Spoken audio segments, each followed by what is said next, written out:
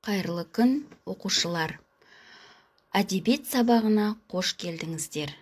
Жаңа тақырыбымыз Медеу Сәрсекенің зобалаң жылдары деп аталады. Сабағымыздың мақсаты әдеби шығармаға сюжеттік композициялық талдау жасау арқылы идеялық мазмұнын түсіну. Көркем шығармадағы көтерілген мәселелерге талдау жасау арқылы шығармашылық жұмыс жазу. Медеу Сәрсекенің Семей қасіреті кітабында халықтың 40 жылдан астам уақыт Семей ядролық полигонынан қалай зардап шеккені туралы баяндалады. Белгілі жазушы бұл туындыны қазақ елінің жер суының тағдырының қасіретін толғаған кемел туындысы. Бұл энциклопедиялық сипаттағы кесек шығарма айғақ деректер жинақталып, жүйеленіп, нақтылы баяндалған тарихи, философиялық жинақтаулар мен тұжырымдар жасалған. Ертіс өңіріндегі қалың елдің шерлі тағдырын шынайы деректер арқылы бейнелеген бұл тарихи туындының арқара жүгі ауыр. Ғасырлық қасірет зардабы отбасымен бірге тартқан Семей өңірі тұрғындарының аянышты ауыр тағдырын баяндаған туындыда көптеген түйткілді жағдайдың түйіні шешіледі. Ғаламдық проблемаға айналған бұл аймақты зерделей түсу болашақтың әлі де еншісінде. Автордың өз сөзімен айтқанда, көзге жас келтіріп, көңілді қарадай қартайтар оқиғалар жария болар мезгіл әлі де алда. Мына кітап тек біреу беташары ғана. Ел жұртымен бірге басымнан кешкен ғасырлық қасіретті шертпей өмірден аттансам, жер басып жүргеніме мәз тоғышардың бірі боламын-ау деген жегі ой мені жиі мазалап, жазу үстеліне шегендегенім анық деген жүрек жарды сырын жазушы осы кітаптың алғы сөзінде арқау етті. Семей полигонында термоядролық бомбаларды жер астында, ауада сынау, Сталиннің, Хрущевтің, Брежневтің сойқынды әрекеттері екендігі, биліктің халық пікірімен есептеспегендігі, елді азғын, тозғын күйге түсіргендігі, Абайдың сүйген Жидебайдан көшірмекші болып қорлаған жан-жақты толық жазылған. Ел перзенттері, ұлт қайраткерлері Әуезовтің, Сатпаевтың, Атшабаровтың, Сужиковтың, Бостаевтың азаматтық ерлігі мен еңбегі, патриоттық биік тұлғасы сомдалған туынды. Сонымен қатар Семей ядролық сынақ алаңын жапқан еліміздің тұңғыш президенті Нұрсұлтан Әбішұлы Назарбаевтың ерен еңбегі толғаныспен жеткізілген.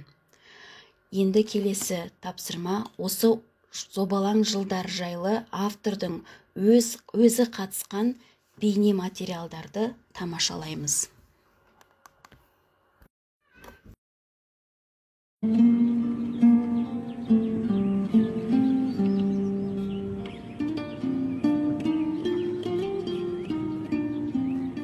Мен суреткер жазушы емеспін.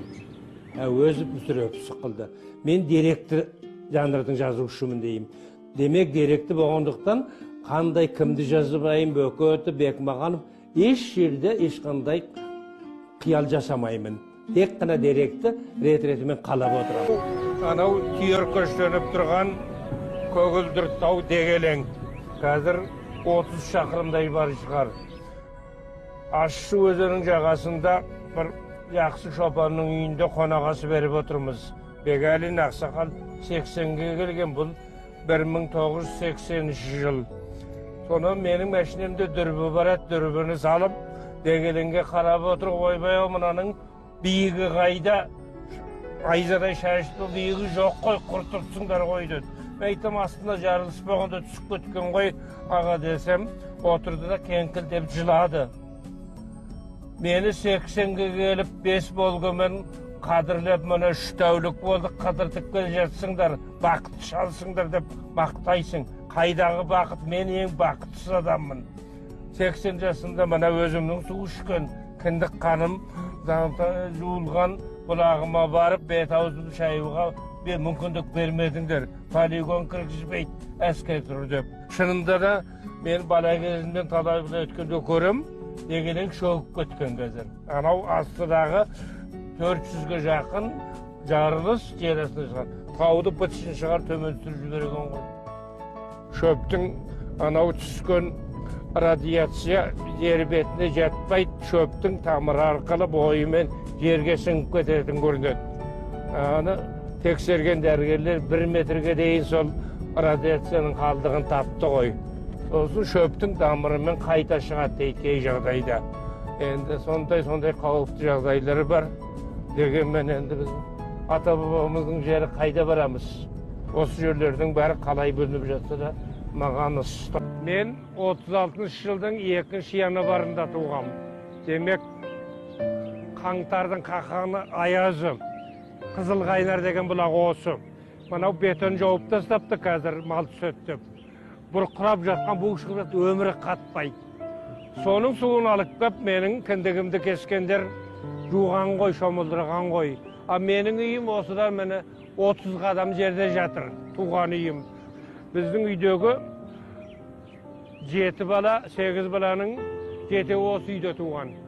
53 жылға дейінгі менің өмірім осында өтті.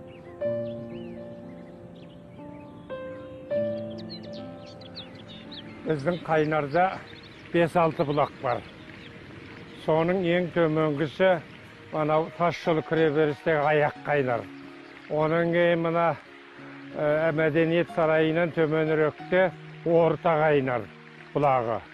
Ал мынау мен келіп тұрған бас қайнар бұлағы. Мұның мынау сол жақта тағы да екінші бұлақ бар. Қосылады да анау төменде Қарасу деген кішкентай көлшік жасайды. Соған келіп суға түсеміз. Ал енді мен кішкене ересейіп, студент болған кезімде, оның кейін бертінде жазушы атанған кезімде мылтығым болды, мәшинем бар, келемін. Сосын шешемнің үйінен қымызға тойып алып, қымыз таратам деп кішкентай мылтығымды малеполка плашымның ішіне тығып алып кетем шешеме көрсетпей. Сонан келемде осының төрінде құр бар. Со құрды атам. Оның төріне әріресе қарақат теремін. Қазір балалық шағым есіме түсіп, көңілім босаңқырап тұр. Енді қазір қартайдық, енді үлкен кісі болдық, бірақ адамның ең қымбат жағы жастық шағы ғой. Тамыздың 4-5 күні үгітшілер келді райкомның. Айтқан сөзі ертеңден бастап көшет қайнар. Түңілік өзеніне, күйік бұлағына. Ал үлкен мемлекеттік шаруа жүргелі жатыр. Ондан әскери ойын болады. Уақытша көшілет, таңертең машина келет. Күйік бұлағы деген мынау доғалаң саққозы болды. Кейін осы жерден бір 60 шақырымдай жер.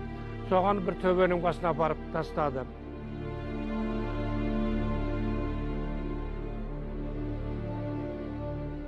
Таңертең көлеңкеден екеуміз. 2 жыл тұрыңдар деп бізді сирағымызға да туыр. Мынау жақта бір сұмдық болып, күн шығыстан шығады ғой. Алдыдан былай, күн шығыс. Мына жақтан жаңа күн шықты.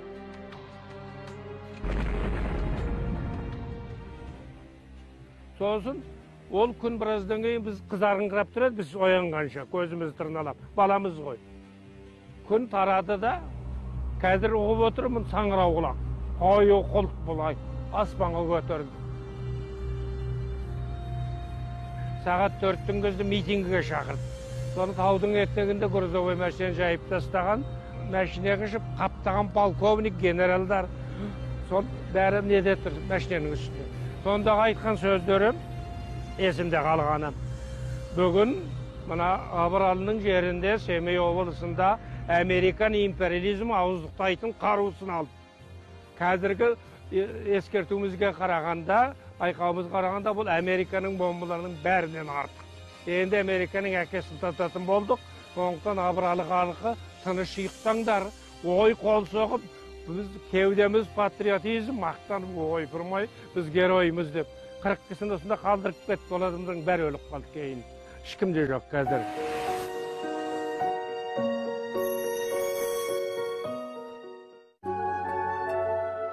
Менің 10 класты бітірген кезеңім 53 жыл. Бұл біздің қазақ тарихында өте қиын кезең. Филологтарды, жазушыларды, әдебиетшілерді гөл қудалап, біз оқып жүрген оқулыққа дейін тартып алып қойды. Өз жас күнімде жазушы болғым, көп өлең шығарып, әртүрлі әңгімелер жазып, әуес болып жүрген кісі, бұл өзі филолог болу, әдебиетші болу қиын екен дегендей бір қауіп туды. Бірақ мектепті мен 6 медалмен бітірдім. Дайындығым бар, математика, басқа ғылымдарға қызығушылығым бар. Сондықтан да жоқ, болмасаң да ұқсап бақ деп, Сәтбаевта инженері болайын деп, кен металлургия институтына түскенім сол. Осы өндірісті де игергенім дұрыс қой, өмірлік шаруа деп, 59 жылы мен осы заводқа келдім. Мен келгенде 1 жыл жұмыс істеп жатыр екен. Әрі кенерғалы көп, жоспар орындамайды деген үлкен завод. Кейін мен анау 2 роман жазып өндірішін, көмбе және жарылыс деген. Соның бәрінде сол характер сомындауды осында көргенім әсер етті. Көрдіңіз ба? Сонда енді Құдай айда мына Семей жерім болғаннан кейін келдім ғой, Өскеменге бармай. Осының бәрі ақырында маған пайдаға шықты. Сәтбаевты жазғанда да осы өндірістен алған тәжірибем маған үлкен көмек.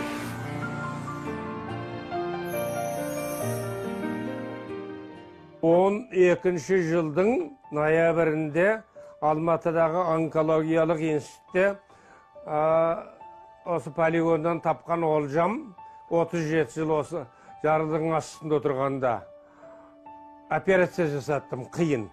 Мені аман қалдым. Содан шыққаннан кейін үйге келіп, бала шаға туысқандар қарсы алып, қуаныш білдіріп онда айттым. Осыдан 2 жыл бұрын. Мен өзіме операциядан шыққаннан кейін ант бердім. Енді мынау полигонның тарихын қаншама арқып жинап мынау шкаптың астынан. Соны ғана жазам, басқа ештеңе жазбайым деп.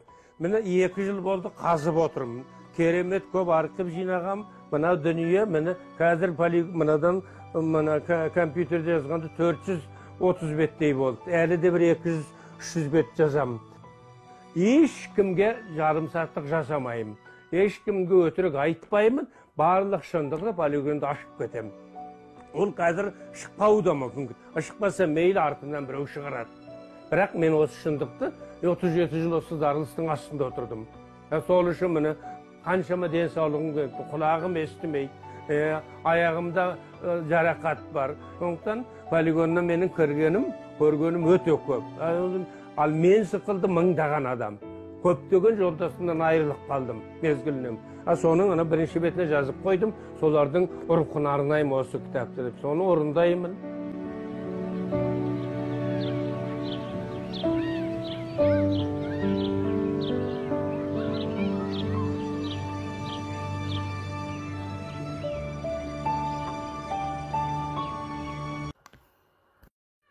Сабағымыз түсінікті болса, тапсырма «Зобалаң жылдар жаңғырығы» тақырыбында эссе жазамыз, Семей қасіреті шығармасымен танысамыз, автордың өмірі бойынша хронологиялық кесте жасаймыз.